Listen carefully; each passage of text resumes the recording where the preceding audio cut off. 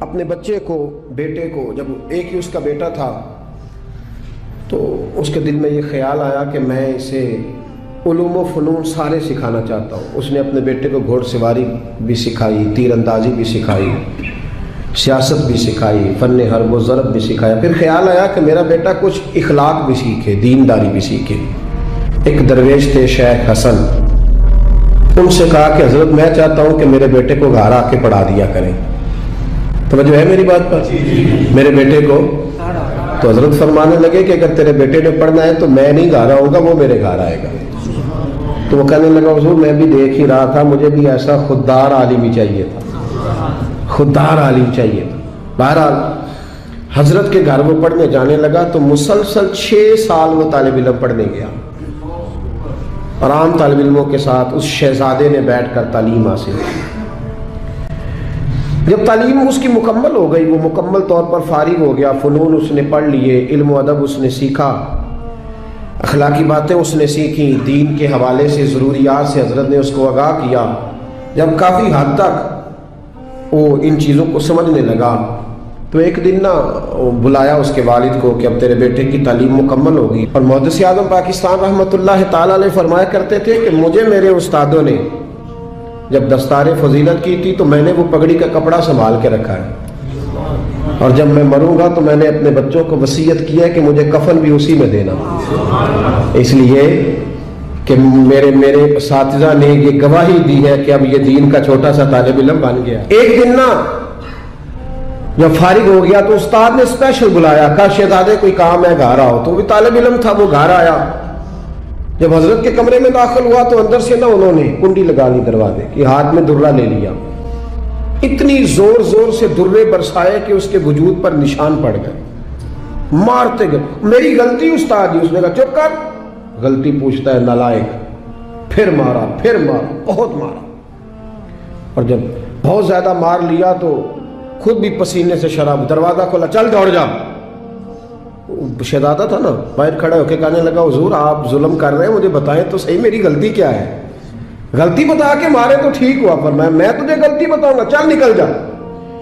اس نے گھر جا کے اپنے ابا سے کہا، بادشاہ سلامت سے، کہ استاد جی نے ناجائز مارا ہے۔ بادشاہ سمجھدار تھا، کہنے لگا بیٹا جو قومیں اساتذہ کو کٹہروں میں کھڑا کرتی ہیں وہ کبھی کامیاب نہیں ہوتے، استاد کبھی ناجائز نہیں مارتا۔ اگر فزکس کیمسٹری کا ہو تو وہ ناجائز نہیں مارتا، لیکن اگر 8000 کا مولوی ہو تو پھر وہ ناجائز ہی مارتا ہے۔ پھر سویرے اماں آئی جاتی ہے کہ جی تم مسیتے رہنا ہے کہ جا جانا ہے، 8000 تنخواہ ہے تو میرا 60 کروڑ کا منڈا ہے۔ میں غلط نہیں کہہ رہا، میں صحیح کہہ رہا ہوں۔ وہ اگر فزکس کا استاد ہو نا جو 10,000 روپیہ لیتا ہے تو پھر تو ٹھیک ہے، لیکن اگر بیچارہ غریب امام مسجد ہو تو پھر تو وہ شہزادے کو آگ نہیں لگا سکتا۔ یہ تقسیم ہے ہماری، یہ ظلم ہے۔ تو بادشاہ نے کہا کہ بیٹا اساتذہ ناجائز نہیں مارتے، تیری کوئی غلطی ہوگی جس کی تجھے نہیں خبر، استاد جانتے۔ اس نے کہا نہیں ابا میں وہاں رہا ہوں، کوئی بات ہوتی تو مجھے بھی پتا ہوتی، اور پھر اگر اتنی سخت بات تھی جس پہ اتنا مارا کہ میرے وجود پہ نشان پڑ گئے، مجھے بتایا جاتا۔ اس نے کہا بہرحال میں تیرے استاد کو کٹہرے میں کھڑا نہیں کر سکتا، وہ تیرا استاد ہے، بڑے لوگ ایسی باتیں کرتے تھے۔ اب اس نے اپنی اماں سے کہا کہ اماں میرے دل سے بات نہیں جاتی، میرے ساتھ ظلم ہوا ہے، استاد نے قصدن مارا ہے، بلا وجہ مارا ہے، تعلیم سے فارغ ہونے کے بعد مارا ہے، سمجھ نہیں آتی۔ تو اماں کہنے لگی بیٹا تیرے ابا نے نہ کر دیا تو اب ہاں کون کرائے گا؟ وہ بادشاہ سلامت ہے، سخت مزاج آدمی ہے، میرا بیٹا تو صبر ہی کر۔ بچے نے صبر تو کر لیا پر اندر سے بات گئی نہیں، ظلم ہوا تھا نا۔ 30-35 سال بیت گئے، اس کے باپ کا انتقال ہوا تو وہ بادشاہ بن گیا۔ شیخ حسن بوڑھے ہو گئے تھے، یہ بھویں سفید ہو کے جھک گئی تھی، دونوں ہاتھوں سے لاٹھی پکڑتے تھے پھر بھی مشکل سے چلتے تھے۔ پہلے دن تخت نشین ہو کے شہزادے نے پہلا حکم یہ جاری کیا کہ میرے استاد کو حاضر کرو۔ 3-4 سپاہی بھیجے کو بابے کو پکڑ کے لاؤ، جیسے بھی آ سکتا ہے۔ لے آئے، حضرت کو لا کے تب صاحب نے کھڑا کیا تو کہا استاد جی ناراض نہ ہونا، بوڑھے ہیں، کمزور ہیں، شک کوئی نہیں، پر میں کیا کروں، آج بھی دردیں اسی طرح میری تازی ہے، سوچتا ہوں تو پھر مجھے اسی طرح جلن محسوس ہوتی ہے، بتاؤ کیوں مارا تھا؟ تو شیخ حسن رو پڑے، کہنے لگے بیٹے بس اللہ سے میں نے دعا کی تھی کہ اس دن کے لیے مجھے زندہ رکھے، وہ دن آ گیا، میں نے آج کے دن کے لیے تجھے مارا تھا، बस आज जो दिन आया इसीलिए मारा। कहा हुजूर क्या मतलब? अब फरमाने लगे कितनी देर हो गई तुझे मार पड़े हुए? कहा 35 साल। आज क्यों बुलाया है?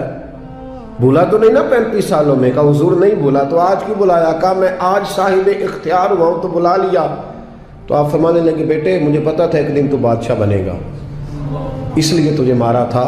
नाजायज ना किसी के साथ जुल्म करना। अगर तुझे 35 साल नहीं ना भूला तो जिसके साथ तू जुल्म करेगा उसे भी कयामत तक नहीं भूलेगा। और फरमाया आज तू बाइख्तियार हुआ है तो तूने मुझे कटहरे में बुला लिया है, कयामत के दिन अल्लाह सारे मजलूमों को बाइख्तियार कर देगा। सारे मजलूम बाइख्तियार होंगे और सारे जालिम कटहरों में खड़े होंगे। फिर तुझसे एक एक बात का हिसाब पूछेंगे। शहजादा खोल के रोया, उस्तादों की दस्त बोसी की, तहाइफ दिए, कहने लगा रब आपका भला करे, आपने मुझे सिर्फ इल्म नहीं सिखाया, तजर्बा करके मुझे आपने इल्म महसूस करना भी बता दिया है। मुझे एहसास हो गया किस तरह कर कि भाई ये नहीं भूला करता, आप यकीन करें ये नहीं भूलता। किसी को लोग गाली दे देते हैं ना, गाली, वो गरीब आदमी होता है बेचारा, छोटा आदमी, वो जवाब नहीं दे पाता। लेकिन जब उस शख्स के, उस चौधरी के, सेठ का मस्जिद में जनाजे का भी ऐलान होता है तो फिर भी गाली याद आती है। हाँ ये नहीं भूलती, क्या करे, जुल्म जो किया है, गलत गाली जो निकाली, लोग जनाजा पढ़ने तक चले जाते। अब्दुल्ला बिन जाफर हजरत जाफर तैयार के बेटे थे, नबी पाक के पुप्पी के बेटे थे हजरत जुबैर बिन अवाम रदी अल्लाह ताला। वो इंतकाल कर गए। उनका जब विसाल हुआ तो 10 लाख दिनार का कर्जा था उन पर, और जो जमीन उन्होंने छोड़ी वो जमीन बंजर थी। लो सुन ले, जिन पर कर्जा चढ़ा हुआ है वो नुस्खा भी सुन ले। जिन पे कर्जे हैं ना, जो तंग दस्त हैं, जो रोज रुके भेजते हैं दुआओं के बड़ी परेशानियां बड़ी परेशानियां, वो वजीफा सुने, वो वजीफा सुने। हमारे जमाने में वजीफे लेने का रिवाज नहीं, तवीज लेने का रिवाज है। लेना चाहिए, तवीज बुरी चीज नहीं, अच्छी चीज है, लेकिन ज्यादा काम बरकत वाला क्या है? अल्लाह अल्लाह करना। क्या काम है? सजदा करना बरकत वाला काम है।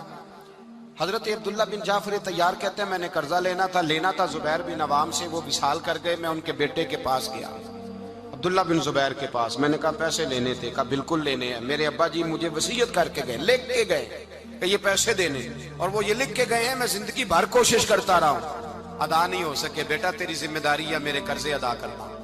अब्दुल्ला बिन जुबैर रदी अल्लाह ताला अन्हु कहने लगे मैं इंशाल्लाह आपकी रकम दे दूंगा। तो अब्दुल्ला बिन जाफर तैयार कहने लगे भाई हम दोनों आपस में हैं, कोई शै नहीं छोड़ के गए आपके अब्बा जी, कोई चीज नहीं। तवज्जो है मेरी बात पर? ये सहाबा का जरा अंदाज देखिएगा बंदगी का, कोई चीज नहीं छोड़ी। तो हज़रत जुबैर बिन अवाम कहने लगे एक जमीन का टुकड़ा है, वो भी बंजर है, उसमें भी कोई खेती नहीं उगती, सब्जा नहीं होता, बंजर है, पानी कोई नहीं, और वो इतनी खुश्क रेतली जमीन है कि बड़ा मुश्किल काम है वहां सैराब करना, बेआबाद जमीन है। हजरत सैयदना अब्दुल्ला बिन जाफर कहने लगे तू इस तरह कर, वो मुझे सारी ना दे, उसमें से थोड़ी सी मुझे दे दे, मैं 10 लाख दिनार के इवज वही रख लेता, तेरे बाप का कर्जा अदा हो गया, दे तो सही। उन्होंने कहा क्या करेंगे, वो तो किसी काम की नहीं, चंद कौड़ियों की भी नहीं, पर मैं मुझे दे दो, मैं जानूं और मेरा काम जाने। ओ भाई ये थे बंदगी वाले लोग, ये थे जिनका रब से रिश्ता है, जिन्होंने हुजूर के सल्लल्लाहु अलैहि वसल्लम के पास बैठकर बंदगी सीखी थी। कहते जमीन का टुकड़ा ले लिया, बंजर बेआबाद रेतली जमीन, जब मेरे हिस्से में आई पहले दिन अपने गुलाम से कहने लगे जो जगह तुझे ज्यादा सख्त लगती है ना वहां मेरा मुसल्ला बिछा दे, जो तुझे ज्यादा बंजर बेआबाद लगती है वहां मुसल्ला बिछा, मुसल्ला बिछा। गुलाम ने मुसल्ला बिछाया तो अब्दुल्ला बिन जाफर ने अल्लाह अकबर कह के नियत बांधी। ये हजरत जाफर तैयार के बेटे हैं, हजरत अली के भतीजे, इन्होंने नियत बांधी नमाज की, सर सजदे में रखा, रोने लगे, कहने लगे अल्लाह मैं भी तेरा बंदा और जिससे लेने थे वो भी तेरा बंदा, खुदावंदा हमारे दरमियान मेहरबानी फरमा, करम नवाजी कर, रहमत का फैसला फरमा। इतना रोए कि मुसल्ला भीग गया। कहते इतना तड़प रहे थे कि सहाबा इकट्ठे हो गए उनके गिर्द, मुसल्ला भीग गया। जब भीगा हुआ मुसल्ला नमाज मुकम्मल करके उठाया ना, कहते मुसल्ला उठाया तो नीचे से अल्लाह ने पानी का चश्मा जारी फरमा दिया, अल्लाह ने पानी का चश्मा जारी कर दिया। फरमाया बनाओ हौज, करो खेतियां सैराब। फरमाते हैं जहां एक दरख्त नहीं उगता था अल्लाह ने पूरा बाग उगा दिया, جہاں ایک پھل نہیں ہوتا تھا وہاں عالی شان پھل لگ گئے، قرضے بھی ادا ہوئے، حضرت زبیر بن عوام کے بچوں کے پاس مال دولت بھی بچ گیا۔ لوگ جب کہتے ہیں یہ ساری کس چیز کی برکت ہے، اور فرماتے یہ ساری سجدوں کی برکت ہے، یہ رب کی بندگی کی برکت ہے جی، اس کی بارگاہ میں نماز پڑھنے کی مسلمان توجہ نہیں کرتا، توجہ نہیں۔ جاگ رہے ہیں آپ حضرات؟ یہاں کوئی حکومت اعلان کرے نا کہ ہر نماز کے بعد 500 روپیہ، کتنا جی؟ میرے خیال ہے کسی بھی نہیں ہونا مسجد جی، آن گے کہ نہیں؟ نہیں تھوڑے جے بول دے ہو، جڑے نہیں بول دے ہونا تو بالکل ہی نہیں نہ ہونا، ہونا تو پکا پتہ لگ۔ اور خدا کے بندو بات سمجھو، رب فرماتا ہے تو مسجد آدھا میں تجھے برکت عطا کروں گا، میں تجھے برکت دوں گا میں۔ ہمارا زمانہ مذاق کرنے کا، مذاق اڑانے کا زمانہ ہے۔ لوگ معاذ اللہ تعالیٰ ایسی ایسی باتیں ڈھونڈ کے لاتے ہیں کہ وہ جگہ جو قابل احترام ہے وہاں لوگ مذاق کرتے ہیں۔ ہمیں اچھی صحبت کی ضرورت ہے، اور ہم بھی بڑی مخالفت کرتے ہیں۔ اب مجھے تو ایک اور فکر لگ گئی ہے، ہم بھی بڑی شدت کے ساتھ مخالفت کرتے ہیں جھوٹے پیروں کی، غلط لوگوں کی، کرتے رہتے ہیں، لیکن اب فکر لگ گئی ہے کہ جھوٹے پیروں کی مخالفت تو بڑی ہو گئی، سچوں کی حمایت کا وقت بھی نکلتا جا رہا ہے۔ اب یہ مسئلہ بھی بڑا درپیش ہے۔ اب ہر جگہ نا ٹی وی پہ جو بندہ بھی آیا ہوا ہے اس نے ایک جعلی عمل پکڑا ہوا ہے، اخبار پہ خبر لگی ہے تو ایک جعلی آدمی پکڑ کے لایا ہے۔ میرا دل کرتا ہے اس کو پکڑ کے ایسے آستانے پہ بھی بٹھاؤں جہاں روز رسول اللہ کا دین پڑھایا جاتا ہے، وہاں کوئی انٹرویو تو نے کیوں نہیں کیا بھائی؟ وہاں کیوں نہیں کہا جہاں روز ایک شیخ الحدیث بیٹھ کے حدیث پاک کا درس دیتا ہے؟ اس پیر صاحب کے پاس تو کیوں نہیں گیا جس کے آستانے پہ کبھی کوئی بی بی آئی نہیں؟ میری بات کا سمجھ آ رہی ہے آپ دوستوں کو؟ یہ میرا سوال ہے پورے میڈیا سے، پورے میڈیا سے میرا یہ سوال ہے کہ میرے بھائی جعلی عمل تو پکڑ کے لایا ہے، تو جامعہ نظامیہ کے اندر داخل کیوں نہیں ہوا جہاں زمانہ بیت گیا میرے نبی پاک کی حدیث پڑھائی جاتی ہے؟ وہاں جا کے تم نے اساتذہ کا انٹرویو کیوں نہیں کیا؟ وہاں تو کیوں نہیں پہنچا؟ وہ لوگ بھئی برا آدمی تو تو نے معروف کر دیا، اچھے آدمی تک تو کیوں نہیں گیا؟ جانا چاہیے کہ نہیں جانا چاہیے؟ بھئی ہمارا بھی عجیب ماحول ہے، عجیب رنگ ہے، عجیب طرز زندگی ہے۔ ہم لوگ چلے بریلی شریف کا آستانہ تو بڑا دور ہے، میں یہاں کی مثال دیتا ہوں۔ آستانہ علیہ سیال شریف چلے جائے، مرکز ہے نا ہمارے یہاں، مرکز ہے نا، رسول اللہ کے دین کی بات بتائی جاتی ہے، نبی پاک کے۔ آپ نے دیکھے وہاں سرکس لگتی ہو، جھولے لگتے ہو، بولے نا، تو آپ میڈیا کو مشورہ کیوں نہیں دیتے کہ ادھر بھی ایک چکر لگا کے آئے؟ کیوں نہیں مشورہ دیتے آپ؟ شرک پور شریف ہے، حضرت کیلہ والا شریف ہے، حضرت کرما والا شریف ہے، یہ میں آپ کو وہ والے آستانے گنوا رہا ہوں جو آپ کی رینج میں، ورنہ آپ اس سے باہر جائیں گے تو آپ کو بڑے بڑی خیر ملے گی دنیا میں، بڑی بڑی خیر۔ سارا میڈیا بھاگ کے چلا گیا اس آدمی کے پاس جو جعلی تھا، جو عورتوں کو لوٹتا تھا۔ حضرت مولانا ابو داؤد صادق صاحب کے ادارے میں کیوں نہیں گئے؟ وہاں کیوں نہیں گئے؟ کیوں نہیں اس جگہ گئے جس شخص نے اپنی ساری زندگی گزار دی ہے، کسی بی بی کا منہ ہی نہیں دیکھا؟ ادھر کیوں نہیں گئے تم لوگ؟ خیر کی جانب سفر کیوں نہیں ہوا؟ اب اس قدر زیادہ ایک منظم طریقے کے ساتھ اہل اللہ کو بدنام کیا جائے۔ جس دم یار پیارے بچھڑن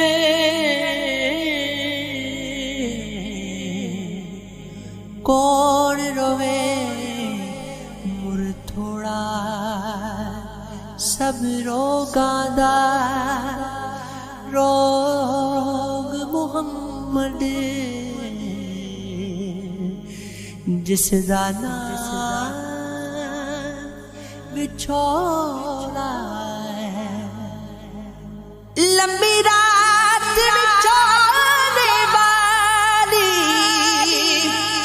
گزری سے بریاں دی، کون لیا وے خبر محمد سجڑا دور گیا دی۔ संग दे साथी